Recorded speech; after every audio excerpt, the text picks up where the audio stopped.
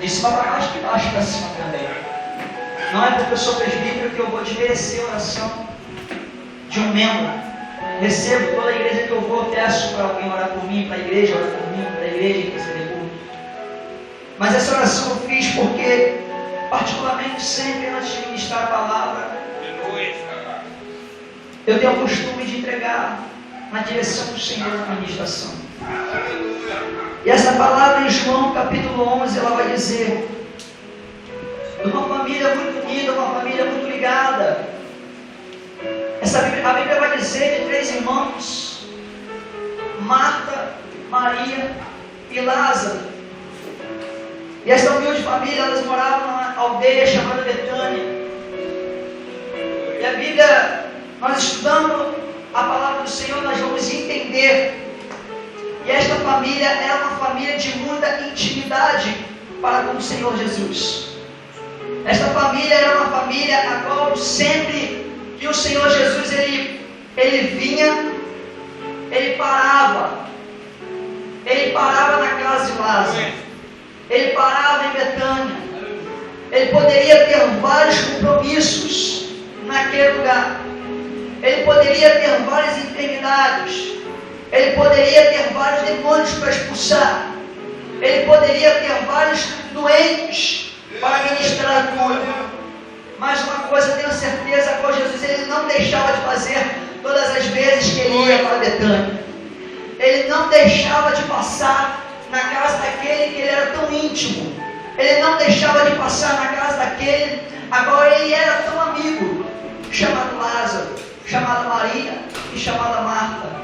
Ou seja, querido, todas as vezes que o Senhor ele olha para a face da terra, toda vez que ele olha para a terra, ele vê a humanidade sim, mas ele vê com prioridade você que tem intimidade para com ele. E ele diz assim: estou olhando para a terra sim, estou visitando Betânia sim, mas a casa do meu filho eu não posso deixar de olhar. A casa do meu filho eu não posso deixar de observar. A situação do meu filho, a situação da minha filha, eu não posso deixar de dar uma prioridade. Tudo isso porque você tem intimidade para com Jesus. Tudo isso porque você tem intimidade com Ele. Tudo isso porque você faz questão de todas as vezes que você for dormir, você dobrar o seu joelho nos pés da sua cama e falar com Ele. Tudo isso é porque intimidade se chama isso. Você não acorda, você não consegue acordar, levantadas do seu leito, da sua cama, sem antes falar: bom dia, Espírito Santo, bom dia, Jesus, eu quero ter uma vida contigo hoje, eu vou trabalhar mais comigo, mas fica também com a minha família, guarda, proteja, seja o meu Senhor nesse dia. Isso se chama intimidade, querido. Um crente que tem intimidade para com Jesus, um crente que tem intimidade para com Deus, querido, eu tenho certeza, todas as vezes que ele clama, todas as vezes que ele clama, que ele pede, que ele chora, o Senhor atende. Aleluia! Prova esta a qual eu falo de tanta intimidade para com Deus, é que certa vez o Senhor vai mandar o profeta Isaías, o profeta Elias. Ele vai mandar o profeta e até um homem chamado me falhou o nome do homem agora. Ezequias. A Bíblia vai dizer que Deus manda o profeta e até Ezequias e dizer para Ezequias: Ezequias, arruma hoje a tua casa, porque certamente morrerás e não viverás. Aleluia. A Bíblia vai dizer que Ezequias, irmãos, ele era um homem de tanta intimidade com Deus, ele era um homem que tinha tanto crédito para com Deus, que a Bíblia vai dizer que ele vai virar o seu rosto para a parede. A Bíblia vai dizer que ele vai chorar, que ele vai lamentar. A Bíblia vai dizer que ele vai ter um bate-papo com o Senhor.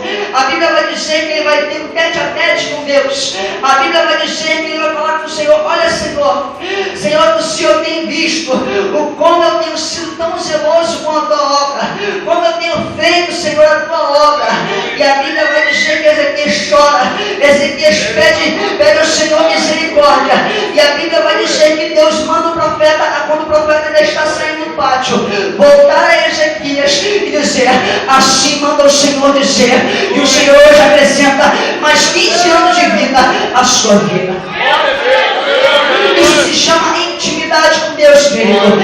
Se fosse outro, eu ia dizer: não, a minha vida já está acabada. Deus já falou. Quando Deus fala, está terminado. Ei, querido, para o mundo pode ser assim. Quando Deus decreta, está decretado. Mas, querido, quando você é um homem que tem intimidade com Deus, quando você é um homem, querido, que tem vida com Deus, você, querido, pode conversar com teu Deus. Você tem crédito para falar com Ele. Senhor, olha a minha situação como anda. Olha a minha vida como está. Senhor, está indo de mal a pior. Senhor, eu preciso da tua intervenção. Senhor, eu sei que tudo é no teu tempo, porque a tua palavra diz que tudo tem um tempo determinado. Mas, Senhor, eu te peço em nome de Jesus, me dá pelo menos um alívio, me dá pelo menos um refrigério nessa situação. E o Senhor, Ele olha dos céus, querido, Ele fala assim: o meu filho está clamando, a minha filha está clamando. Vou eu me levantar do trono, vou estender as minhas mãos e vou mudar o quadro da história.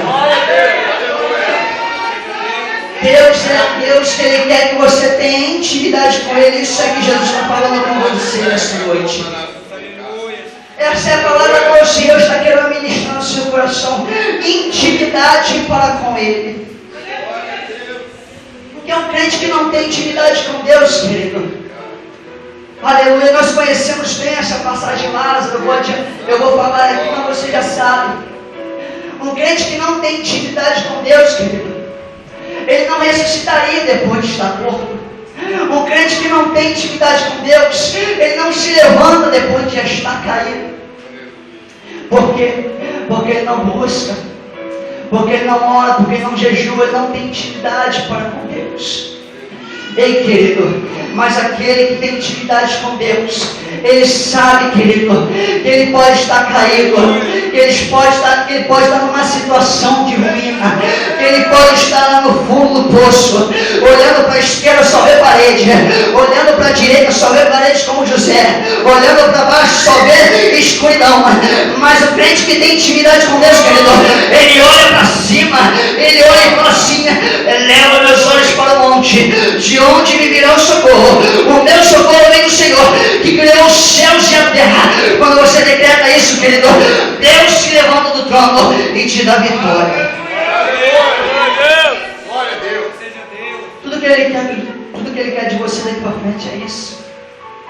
Mas permita, eu já tenho intimidade, Ele quer mais intimidade ainda. Ele quer que você mergulhe na intimidade para com Ele.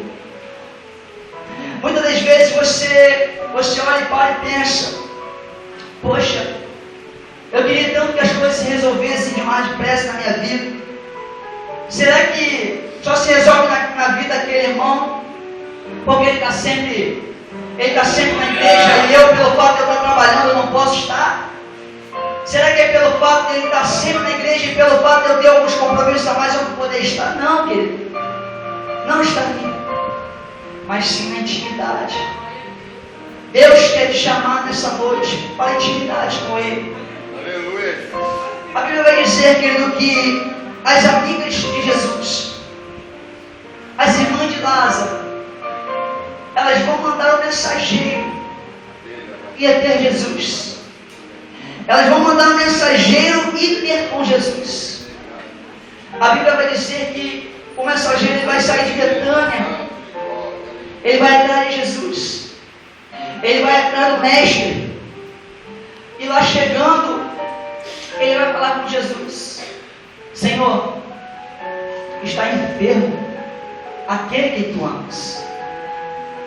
Em outra situação, em outras palavras, ele está dizendo: Senhor, eu fiz um sacrifício, eu vim te buscar, porque a situação na minha casa já não dá mais para aguentar. Em outras palavras, ele estava dizendo: Senhor, tu és a única solução, eu não tenho mais a quem recorrer. Senhor, o negócio já está difícil, eu preciso que o Senhor venha. E Jesus ele vai liberar uma palavra para aquele homem. Ele vai dizer para aquele homem que saiu daquela casa. Ele vai dizer para aquele homem que saiu daquela aldeia. Ele vai dizer assim: olha, filho, a situação a qual você está passando lá dentro da sua casa, aquela situação a qual você está vivendo, ela não é para a sua morte. Você não está entendendo, senão você teria dado glória. Aquela situação a qual você está vivendo, lá dentro da sua casa, que você veio atrás de mim, que você veio na minha casa me buscar, que você veio na minha casa chorar diante de mim, não é para a sua morte, não é para a sua destruição, não é para na caloréia face a Jobre, é para a honra e glória do meu nome, acima de Jesus, Senhor. Ei, querido, pode começar a preparar o culto de ação de graça. Deus vai reverter o pago, Deus vai reverter a situação, aquela causa que Satanás apontou o dedo no seu nariz e já falou: agora eu quero ver o que vai ser da sua família, agora eu quero ver o que vai ser de você, agora eu quero ver o que vai ser do seu ministério. Deus manda assim dizer, irmão: Satanás e seus demônios vão ter frustração, porque a palavra de vitória da parte do Senhor foi liberada, foi liberada, foi liberada, foi liberada, foi liberada. Jesus está vindo aí, irmão. Pega quem pode adorar, quem pode adorar, quem pode adorar, quem pode adorar, quem pode adorar.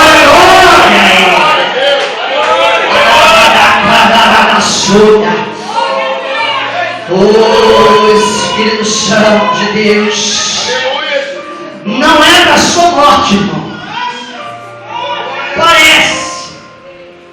Parece que é. Tem jeito de ser, tem aspecto de ser, tem fisionomia de ser, está entendendo? Já está tudo preparado para Deus do céu.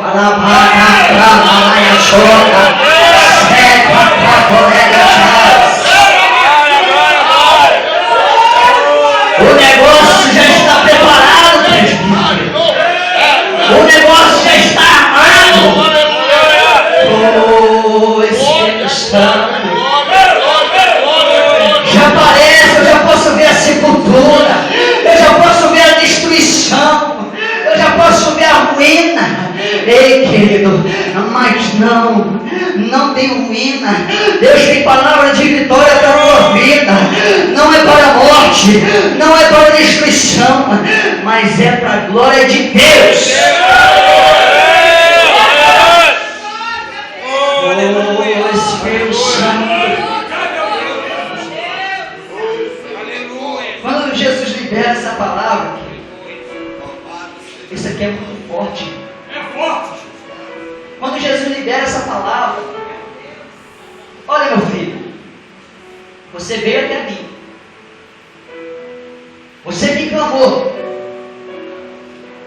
você saiu lá da sua casa, meu Deus, você largou a situação do jeito que estava, você não tentou segurar com seus próprios braços,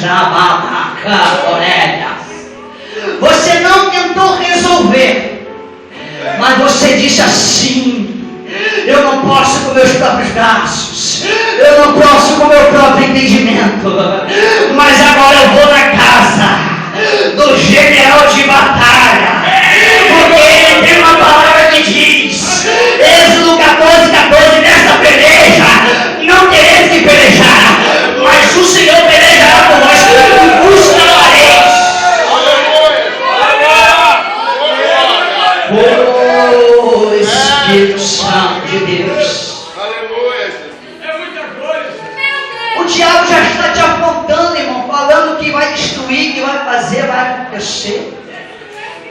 O diabo já armou o cerco todinho.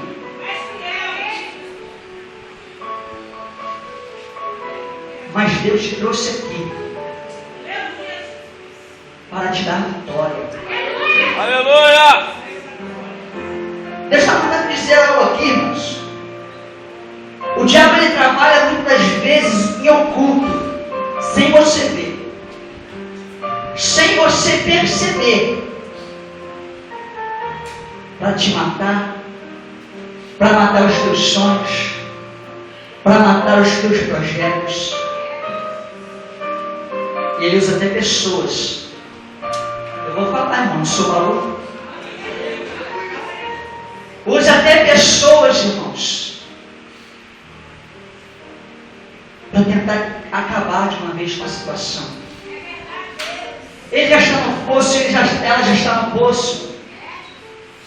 Ela já está lá embaixo, agora eu vou destruir. Está buscando com pouquinhas forças, vai parar de buscar. Está se arrastando, vai parar de se arrastar, vai ficar prostrado. Assim que Amã pensava a respeito de Mardoqueu. Mardoqueu estava sempre à porta do rei. Mardoqueu estava sempre à porta do rei. Quem está na porta do rei nessa noite aí? Dá uma glória. Mardoqueu sempre na porta do rei. Amã passava, ele não se prostrava. Amã passava, ele não se prostrava.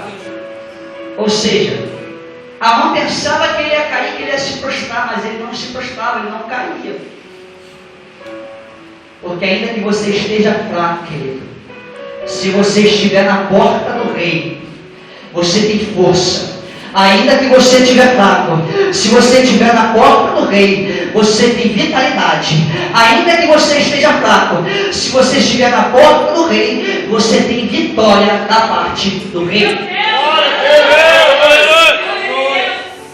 E na porta do rei, vou além. Na porta do rei, Deus te mostra aquilo que Amã não queria que você visse. Na porta do rei, Deus te mostra coisas que vão ficar marcadas na memória. Como assim? Mardoqueu estava na porta do rei.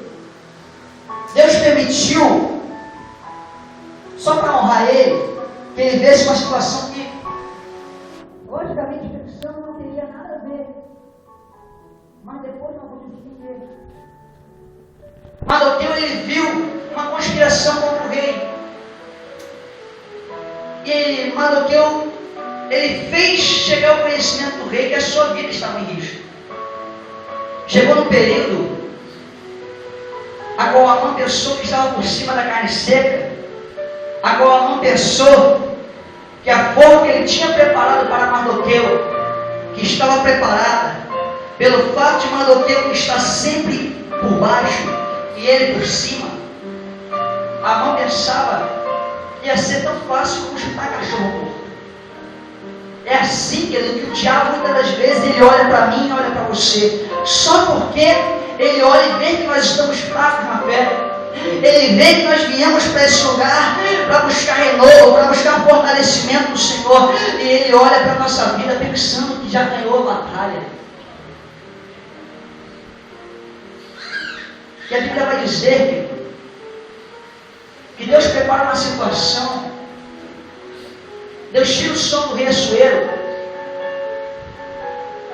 e faz o rei Assuero manda trazer o livro das crônicas, o livro da recordância, o livro das coisas que estavam gravadas no passado, do que tinha acontecido. E se foi lido diante do rei, que Mardoqueu, ele tinha livrado o rei da morte. E o rei vai perguntar, que honra se deu a este homem por isso? E aqueles homens dizem assim, honra nenhuma se deu. E o rei pergunta, quem está no pátio? Quem está no pátio é Amã. A Bíblia vai dizer, eu não sei nem por que Deus me trouxe para esse lado, a mensagem que eu ia pregar não é essa, mas Deus sabe que Ele quer falar contigo. A Bíblia vai dizer, irmãos, que Amã estava no pátio, o rei manda chamar Amã. Amã vem à presença do rei, todo com o peito inchado de ar, de arrogância, de autoridade, pensando que ia se dar bem. Mas a Bíblia vai dizer que o rei pergunta a Amã, o que se faria ao homem cujo rei se agrada. E a mãe se enche e diz: a quem o rei poderia se agradar além de mim? E ele começa a falar: o homem que o rei se agrada, o rei deve pegar a coroa real, as vestimentas reais, o cavalo ao qual o rei costuma andar, vestir o homem a qual o rei se agrada e colocar nas mãos dos principais oficiais do rei e mandar andar pela cidade de Suzã, apregoando: assim se faz, cujo homem o rei se agrada.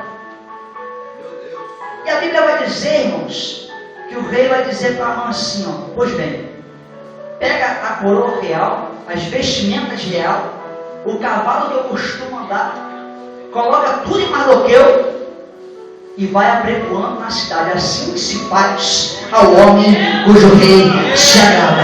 Assim se faz cujo homem ao rei se agrada. Ei, querido, Satanás estava pensando que pelo fato de você somente estar na porta, e ele ter planejado tudo, ele já está com tudo armado, com tudo arquitetado, era só ele dar um chute, e você estaria na porta, e você estaria no buraco. Ei, querido, eu quero falar uma coisa para Satanás: ele errou, ele se frustrou, porque nessa noite o rei manda te honrar, querido, e aquilo que Satanás já tinha planejado, já tinha arquitetado e já estava sorrindo, já estava preparada, Deus manda te dizer, querido, que no lugar de vergonha, dupla honra, dupla honra, dupla honra. Quem pode adorar? Quem prega, quem prega, quem prega, quem prega, quem prega, quem prega, quem prega, prega dupla honra nessa noite.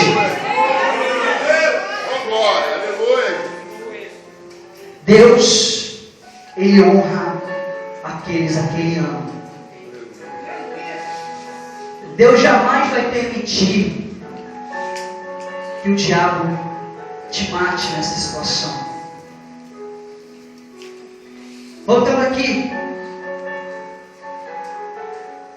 E aquele mensageiro, após ele receber a palavra de vitória do Senhor, aquele mensageiro ele vai voltar para Betânia. Aquele mensageiro ele vai regressar para Betânia. Escute uma coisa, irmãos. Quando aquele mensageiro ele saiu de Betânia, Lázaro estava doente, Lázaro estava enfermo, Lázaro estava debilitado. Havia uma preocupação. Ele saiu de Betânia triste, porque o seu amigo estava enfermo. De repente ele saiu com uma certa preocupação: será que eu vou achar Jesus? Será que eu vou encontrar o mestre para trazer a cura para Lázaro?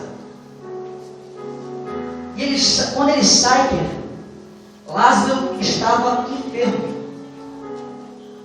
E ele saiu triste. Mas quando ele voltou para Betânia, Lázaro já estava grava isso. Conjectura também comigo. Ele saiu triste, saiu cabisbaixo. Lázaro estava enfermo, preocupado se ia encontrar o mestre ou não. Mas quando ele volta para Betânia, pastor, ele já recebeu a palavra de vitória. Ele já recebeu a palavra de vitória do mestre. Você está entendendo? Então, querido, ele já não volta mais cabisbaixo. Ele volta pulando, ele volta saltando de alegria. E quando ele chega perto de Betânia, Maria e Marta já estão chorando, já está cabisbaixa. Ela olha para ele e não entende. Nós estamos aqui chorando e você está voltando, pulando, saltando de alegria. Eu não estou entendendo. Lázaro já está morto, ele não está mais enfermo. Já era, a situação acabou. Ele volta saltando, pulando de alegria, dizendo: não, a situação não vai ficar assim. Eu recebi a palavra de vitória do mestre. O mestre já liberou a palavra de vitória. Lázaro não está morto, ele apenas dorme. Ei, querido, essa situação vai começar a se reverter a partir de hoje na tua vida. Pode começar a preparar o culto de ação de graça. Satanás pensou que já estava tudo acabado, mas o mestre manda eu te dizer nessa noite: Deus vai reverter a tua situação nessa noite.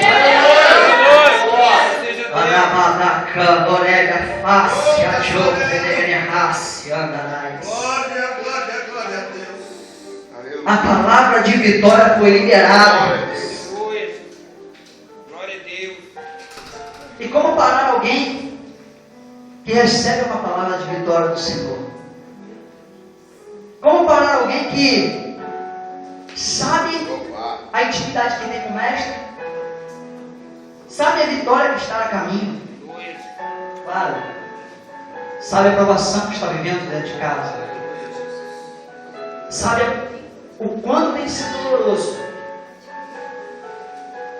O quanto seria doloroso ele ainda chegar em casa e ver aquela situação daquele jeito. Mas o seu coração estava alegre. O seu coração estava exultando no Senhor. Ele estava regozijando-se no Senhor. Porque a palavra de vitória foi liberada. A palavra de vitória foi liberada nessa noite. Lázaro na sua vida vai ganhar uma transformação. Lázaro na mão do Kevin Narassábias vai receber renovo, vai receber vigor, vai receber saúde, vai receber transformação, vai receber lapidação, vai receber a visita do Senhor. Jesus está vindo aí, irmão. Jesus está vindo aí. Ele chegou. Feche teus olhos e comece a contemplar essa situação se revertendo. Feche teus olhos e começa a rabada caborregas.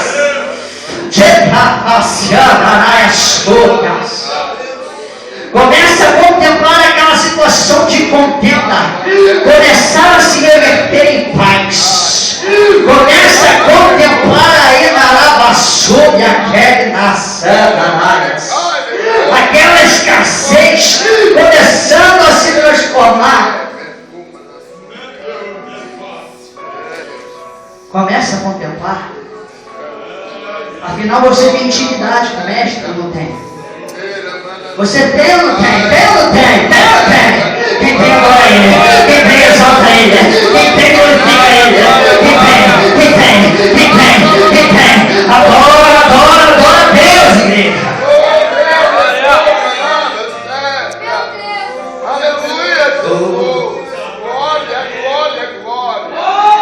O Mestre vem.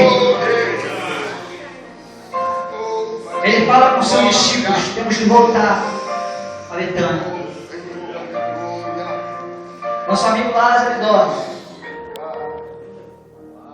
Os discípulos pensavam que ele estava falando do sono natural.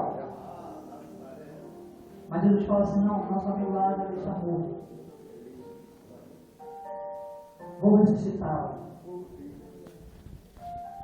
Sonhos em Betânia estão mortos. Projetos em Betânia estão morrendo. Pessoas em Betânia, meu Deus está falando profundamente a corações. Ora, quer na sábia moedas.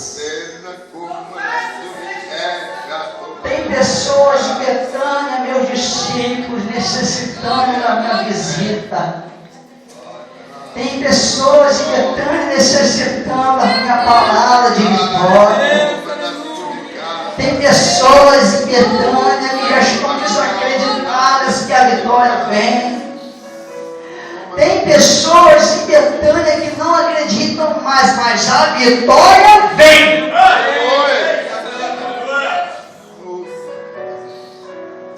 Jesus vem a Betânia. Jesus chegando em Betânia, Marta vem correndo. Marta vem correndo. Senhor, se tu estivesse aqui, meu irmão não teria morrido. E ele disse: Marta, Marta, fique tranquila. Mesmo que esteja morto ainda ainda que esteja morto, aquele que crê em mim viverá. Fica tranquila. E Marco vai chamar Maria. Maria, ela vem com as mesmas palavras, mas ela vem com um diferencial. Ela vem se lançando nos pés do Senhor. Ela vem chorando nos pés do Senhor. Daquele jeito que eu e você fazemos quando estamos passando por uma provação, quando estamos passando por uma dificuldade. É muito bom, querido, se alegrarmos com o banquete quando a vitória está. Nós temos que saber, queridos, dobrar aos pés do Senhor Jesus. O momento de dificuldade ele vem para a nossa vida, mas Jesus ele está na nossa vida. E Ele é maior do que toda dificuldade que eu e você possamos enfrentar. E Maria ela vai dizer para o Senhor as mesmas palavras. O Senhor diz: aonde está? Ele faz a pergunta que Ele faz para mim e para você nessa noite: onde está o teu problema? Onde está a tua preocupação? Onde está? E ela vai dizer para Jesus: Senhor, já cheira até mal, porque tem muito tempo que isso está acontecendo. Meu Deus, eu vejo corações chorando. Eu vejo corações chorando. Mas Deus veio nessa noite para curar a tua alma. Deus veio nessa noite para curar o teu coração. Você entrou por essas portas chorando, sim. Mas você vai sair daqui alegre. Porque a unção da palavra do Senhor ela é sobre a tua vida. E aquilo que tem te trago tristeza, aquilo que tem te trago dor, em nome de Jesus Cristo eu repreendo agora, pela unção da autoridade da palavra do Senhor. Senhor, já está fedendo, já cheira mal. Onde está? Ela chama Jesus e fala: Senhor, vem ver. Ela faz aquilo que muitas das vezes eu e você precisamos fazer e não fazemos. Ao invés de mostrar para o Senhor Jesus, primeiro queremos mostrar para o vizinho da esquerda, queremos mostrar para o vizinho da direita. Primeiro é o Senhor que tem que ver a minha situação e a tua situação. As pessoas do meu trabalho, do seu trabalho, da nossa vizinhança, só tem que saber que só depois, querido, que o Senhor operar um milagre, no dia de culto, ação de graça, como você vai convidar eles.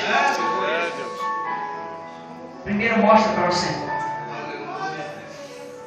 E o Senhor chegando lá, o Senhor fala assim: tire a pedra. Tire a pedra. E eu conjecturo comigo, missionário, que Marta e Maria sozinhas não tinham condições físicas para tirar, para remover aquela pedra. Porque a pedra estava posta na boca de uma gruta. E duas mulheres não teriam força física para remover uma pedra. Aqui eu aprendo, querido, que nós precisamos saber que precisamos da oração, precisamos da força do nosso irmão, do nosso pastor, daqueles que estão junto conosco. Porque muitas das vezes a pedra é muito pesada, nós não conseguimos removê-la sozinhos. E ali, quando eu imagino Lázaro dentro do túmulo, antes da pedra ser removida, 3 classes de pessoas para fora observaram a situação. observando a cena. Jesus diante do túmulo, Marta e Maria querendo remover, e 3 classes de pessoas observando. A primeira classe é aquela classe que vai olhar e vai fazer de tudo para que Lázaro não saia do túmulo. Vai fazer de tudo para que Lázaro continue preso, para que Lázaro continue morto, para que Lázaro continue fedendo. Vai existir aquela classe que sempre vai torcer contra que o seu ministério não venha crescer mais, que você que pregava não pregue mais, que você que orava não ore mais, para que você que busca não busque mais, para você que andava sempre de cabeça erguida, ande sempre de cabeça baixa. Existe sempre essa classe. Mas o que eu mais glorifico a Deus que as outras 2 classes é aquela classe missionária, a qual paga preço para empurrar a pedra para o lado, para que Lázaro saia. Aquela classe a qual está disposto a pagar preço, a subir o monte na vigília da noite, a vir buscar o Senhor e colocar o seu nome na mesa de oração, a dobrar os seus joelhos na madrugada e clamar o sangue do Cordeiro, a misericórdia pela tua vida. Eu glorifico a Deus quando eu vejo essa classe. Glória.